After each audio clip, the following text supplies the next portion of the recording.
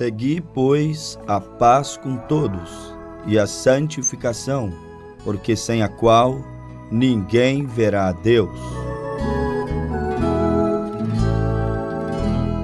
Que Deus em Cristo, com a sua santa e gloriosa paz, abençoe o coração de cada um dos nossos ouvintes na apresentação de mais um programa.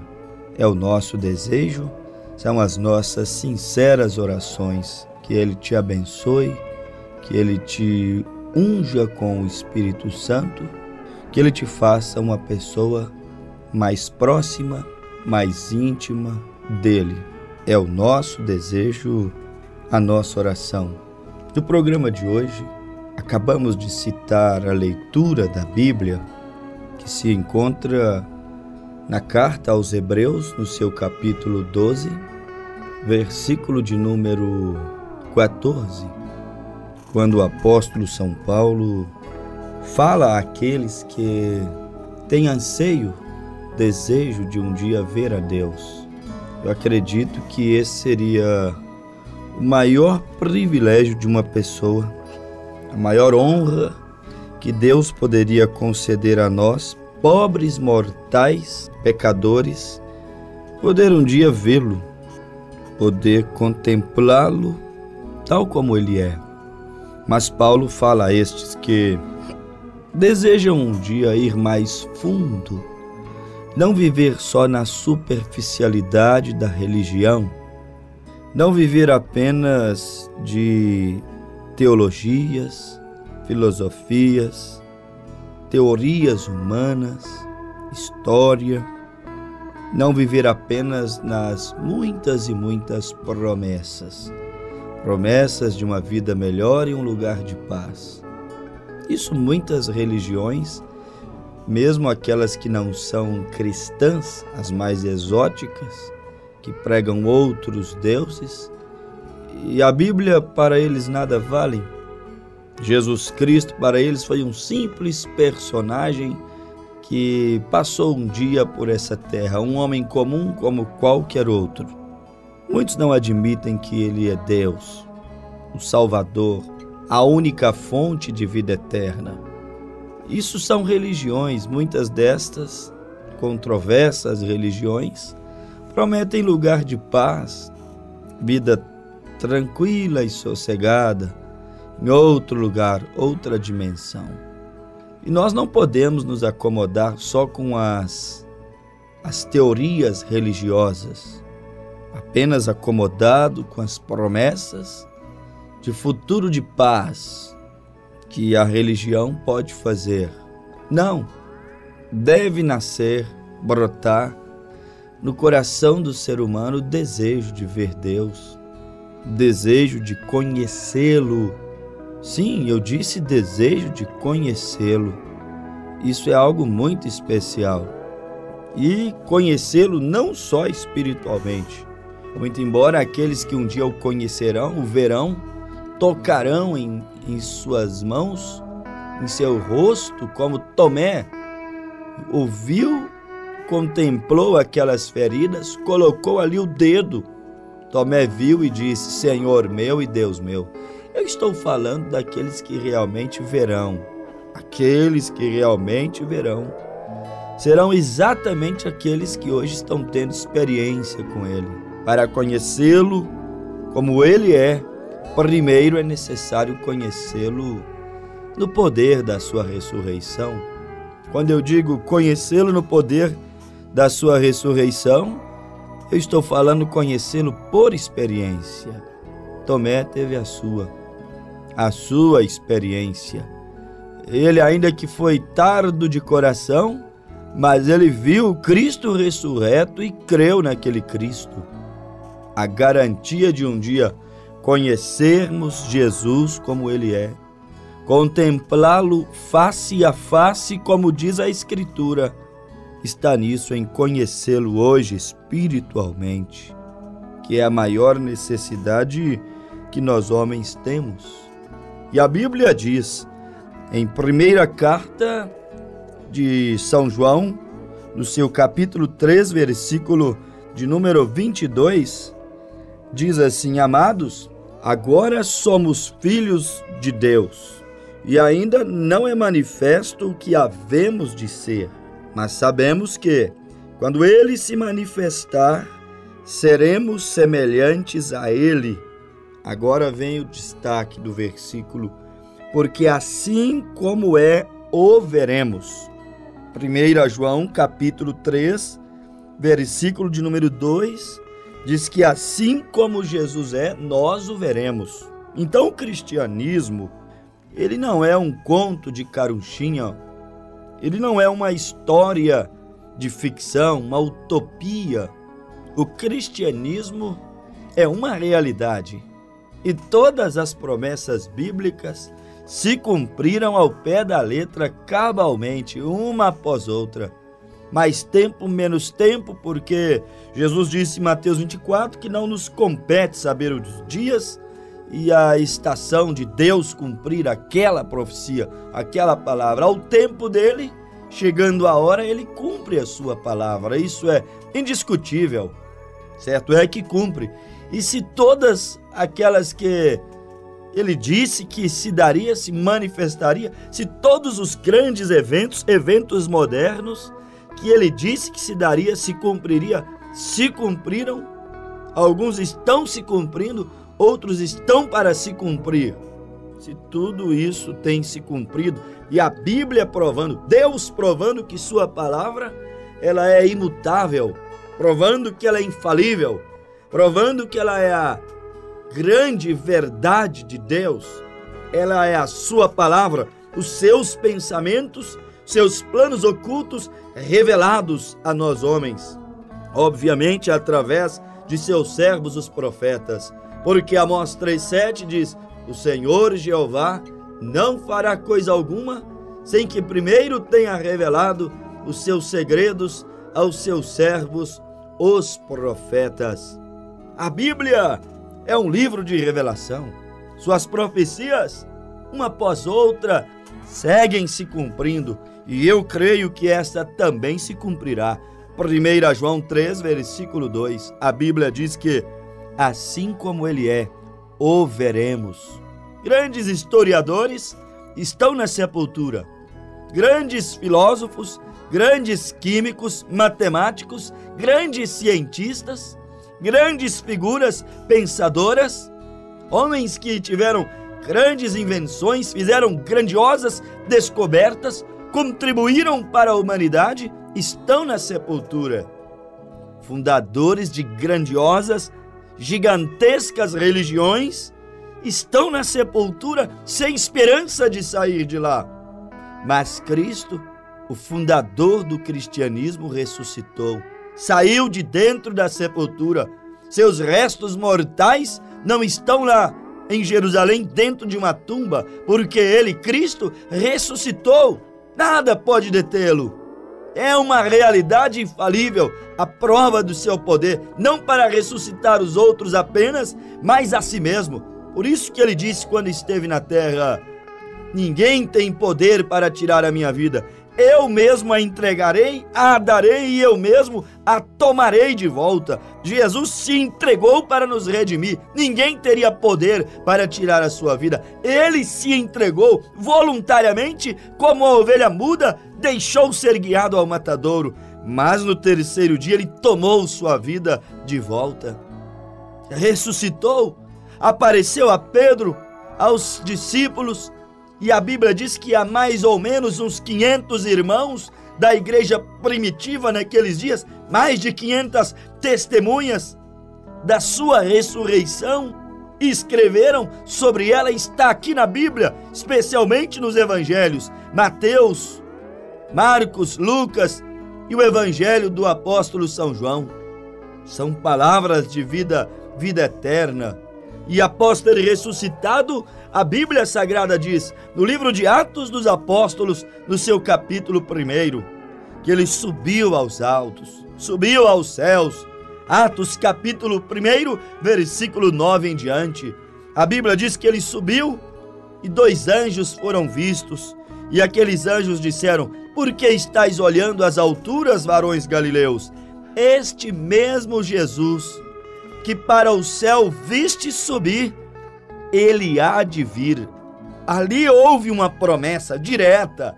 Uma nuvem o ocultou após sua ressurreição, mas houve uma promessa dizendo que ele há de vir, assim como para o céu, aquela geração, aqueles discípulos, os seus amados, aqueles que o serviam verdadeiramente, aqueles que estavam dispostos a entregar a sua vida, como Cristo entregou a dele para remir a humanidade.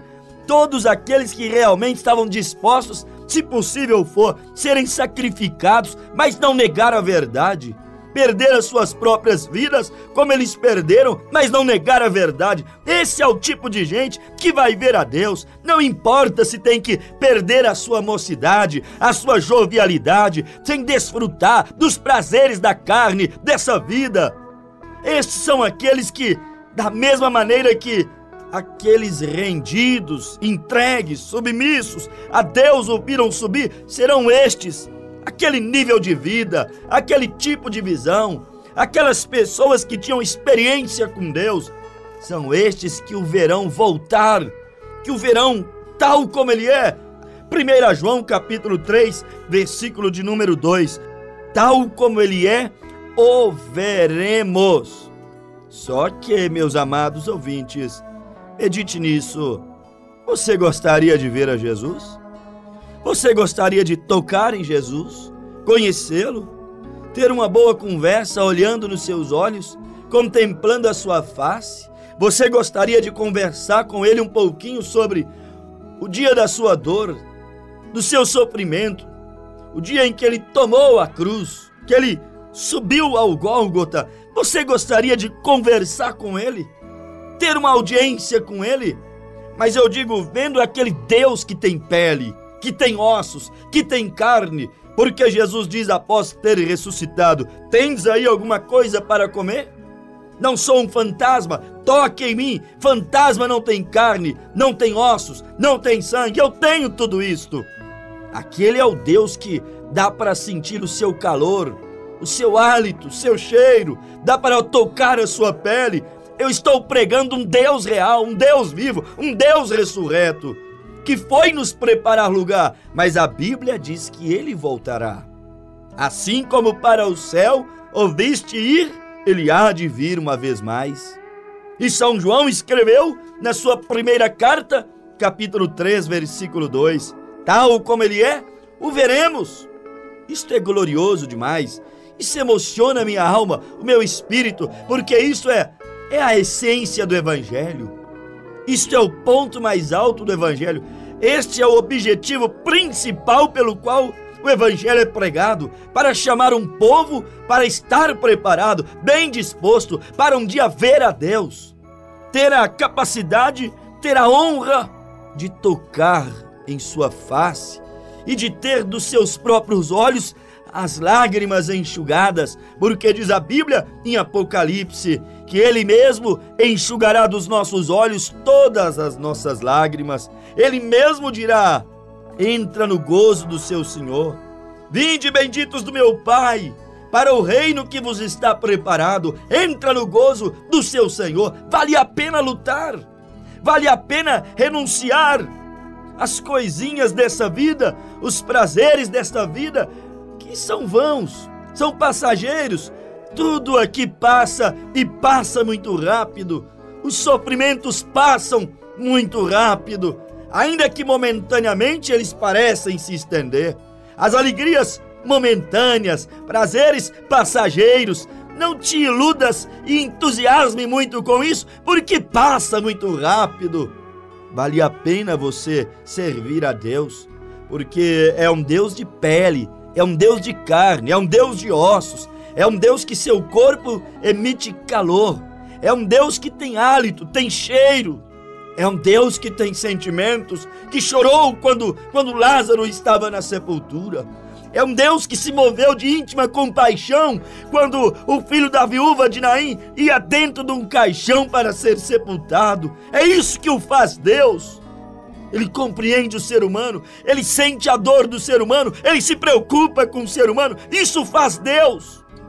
O faz o soberano, o todo-poderoso, porque ele pode se diminuir, Ele pode descer, Ele é divino, é eterno, Ele é imensurável, mas Ele consegue entrar dentro de um homem, Ele consegue se diminuir de tal maneira que se esconde e disfarça dentro de uma pele humana e ninguém o percebe, mas é Ele.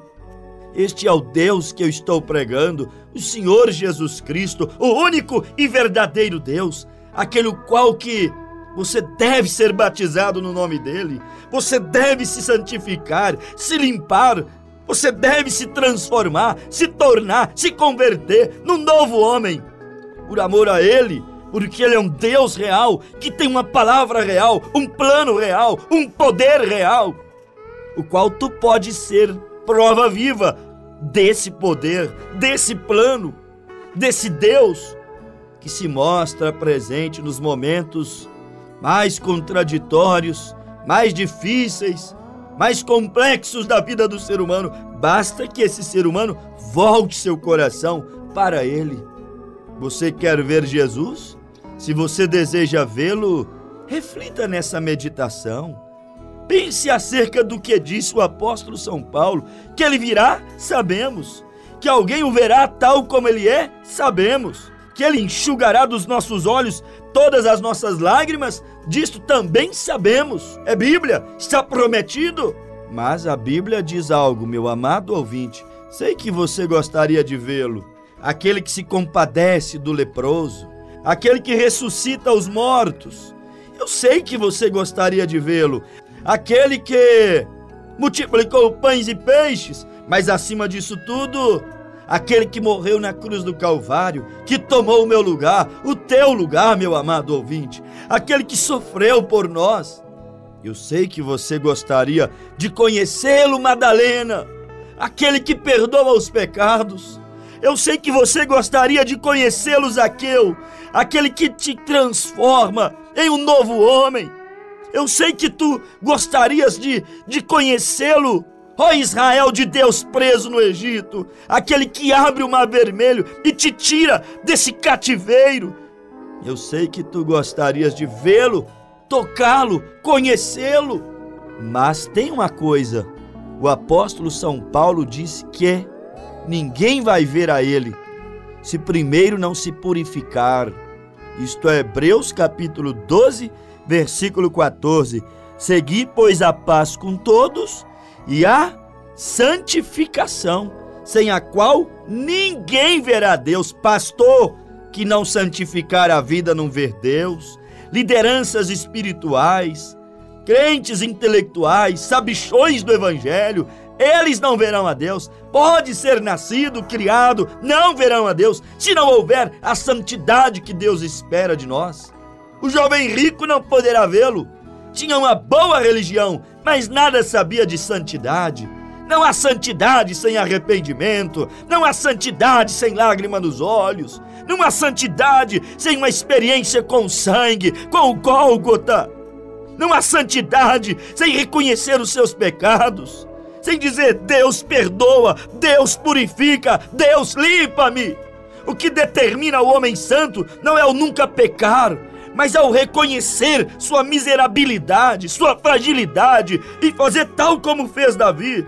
No Salmo 51, no versículo 1 em diante, ele diz: tem misericórdia de mim, ó Deus, segundo tua benignidade, apaga a minha transgressão, apaga o meu pecado, Senhor, segundo a tua misericórdia, lava-me completamente da minha iniquidade, da minha estupidez, do meu pecado.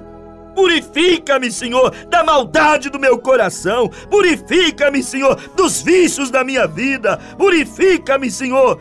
Eu quero ser limpo. Conheço minhas transgressões. Sei que tu morrestes na cruz do Calvário para perdoar os meus pecados. Eu recebo isto, eu aceito isso e confesso que sem isto sou um pecador condenado ao inferno. Isso faz um homem santo. Contra ti somente pequei e fiz o que aos teus olhos é mau, para que sejas justificado quando falares e puro quando julgares. Eis que em iniquidade fui formado e em pecado me concebeu minha mãe.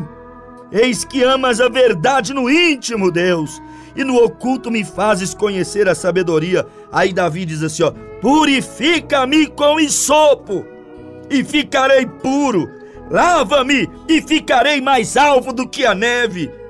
É isso que faz o homem ser santo, esse arrependimento, esse reconhecer os erros, esse encontrar sensibilidade para se arrepender. Ouvintes, medite nessas palavras, põe sentido nisso. Há cristãos me ouvindo também, que participam da comunhão, do pão, do vinho. Tu sabes o que eu estou falando? Clame Deus por purificação, por santificação, para te aproximares daquela mesa, daquele pão, daquele sangue, daquele momento tão sagrado, tão louvável, daquele memorial do Calvário, daquela história da redenção. Purifica-me, Senhor, e ficarei puro, lava-me e ficarei mais alvo do que a neve. Porque Paulo disse aos Hebreus 12:14, sem santificação ninguém verá a Deus. Não adianta ser igrejeiro, não adianta ter uma religião, não adianta mandar teus dízimos para a igreja, não adianta ser um grande caridoso que ajuda os pobres, não adianta. Tem que limpar o coração, tem que purificar os olhos, tem que alinhar a tua vida com a palavra, tem que descer as águas, ser batizado em nome de Jesus Cristo. Nicodemos que me ouvem, tem que nascer de novo, tem que vir ao encontro de Jesus e nascer de novo. Que é isso, nascer de novo? Arrependimento, batismo em nome de Jesus Cristo, nas águas, por imersão, e depois limpar o corpo, a alma, e se encher do Espírito Santo, porque a casa não pode ficar vazia, o coração não pode ficar vazio. Deve haver uma santificação, porque sem santificação, a Bíblia diz, ninguém verá a Deus. Deve haver uma purificação, uma oração como essa de Davi: purifica-me, Senhor, e ficarei puro, lava-me e ficarei mais salvo do que a neve. Não importa quão profundo você tenha descido no pecado, você pode se santificar, você pode se tornar um homem limpo, uma jovem limpa, um jovem limpo. Você pode, basta que deixes o Espírito quebrantar teu coração. Esse é o caminho, admitir que pecou, deixar Deus trazer o sentimento do arrependimento, porque sem arrependimento, a Bíblia diz que não há remissão de pecados. Por isso que esse é o maior desejo do coração de uma pessoa que é filho de Deus. Característica de filho de Deus, tem desejo de viver vida mais limpa. Característica de filho de Deus, não gosta de viver em chiqueiro espiritual, imergido no pecado, uma vida longe de Deus, regada de obras da carne. Isso é anti-filho de Deus, anti-natureza de cristão. O filho de Deus tem desejo profundo no coração de ser limpo, ser totalmente purificado, limpo em sua alma. Como diz Davi, ficarei mais alvo do que a neve. Nós somos lavados quando nós nos arrependemos dos nossos pecados. Ali somos levados verdadeiramente a uma purificação de corpo, porque quem arrepende deixa, diz a Bíblia. O verdadeiro arrependimento causa náusea, nojo, aversão àquela obra praticada que foi causadora de tanta tristeza, dor, vergonha. O homem verdadeiramente arrependido fica envergonhado do seu pecado. E ele causa uma antipatia, uma aversão àquilo. Ele quer passar longe do bar que ele bebeu até cair, longe do lugar onde ele tanto prostituiu, longe dos lugares onde ele tanto se drogou.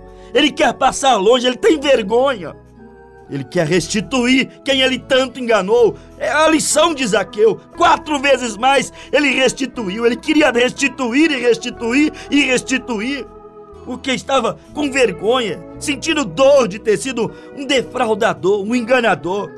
O verdadeiro arrependimento traz o homem a esse estado de transformação e distanciamento do pecado. Se és cristão e não distancia, é porque nada sabes de arrependimento. Se realmente conhecemos a Cristo, não a igreja, a Cristo, não a religião, a Cristo, não um ditame de uma igreja. Quando reconhecemos realmente, verdadeiramente a Cristo, aí sim somos levados a uma purificação, como disse 1 Tessalonicenses 5:23. Ora, que sejam purificados o vosso corpo, alma e espírito, e fiquem plenamente conservados para a segunda vinda do Senhor. É o mesmo Hebreus 12:14. Sem santidade, ninguém verá a Deus. 1 Tessalonicenses 5:23 diz: sem conservar limpo o corpo, a alma e o espírito, você pode ser um bom religioso, de menos alguém que um dia verá Cristo voltar em sua segunda vinda, de menos alguém que um dia estarás na eternidade ao lado de Cristo. Então você precisa disso, eu preciso, nós precisamos disso, dessa revelação da palavra, essa revelação de que o sangue de Jesus Cristo nos lava e nos purifica de todos os nossos pecados. Mas quando nos submetemos, quando o aceitamos, porque se você não aceita, nada feito. Deus quer nos purificar em nosso corpo, em nossa alma e em nosso espírito. Por que no corpo? Por que na alma e no espírito? Carne e sangue não é do reino de Deus, por que não só na alma e no espírito? É porque você vive nessa carne. Essa carne é a casa, é o templo, é a morada de Deus. E se você não a subjugar a Deus, não a santificar, não a mortificar como Paulo ensina, então ela te trará, nos levará a naufragarmos na fé, espiritualmente, a nunca vermos a Deus, a nunca encontrá-lo, a nunca conhecê-lo, se nós não nos subjugarmos, não submetermos ela ao sangue de Jesus, ao batismo do Espírito Santo, ao novo nascimento, ao ensinamento da Santa Bíblia, o ensinamento da palavra. Aceite a Cristo, meu amigo. Peça o teu batismo. Reveja a tua vida. Examine o teu passado. Se tu partires hoje para a eternidade, poderás comparecer são e salvo diante de Deus, a ponto de não poder ser condenado? Medite nessas coisas e então ponha a tua casa em ordem. Arrependei-vos, pois, cada um de vós, dos vossos pecados, e sede batizados em nome de Jesus Cristo, para perdão dos pecados, e recebereis o dom do Espírito Santo. Atos 2:38. Creio eu que você tomará a tua decisão. Entregue tua alma a Deus, e o restante Ele fará. Que Ele te abençoe, em nome de Jesus. Amém.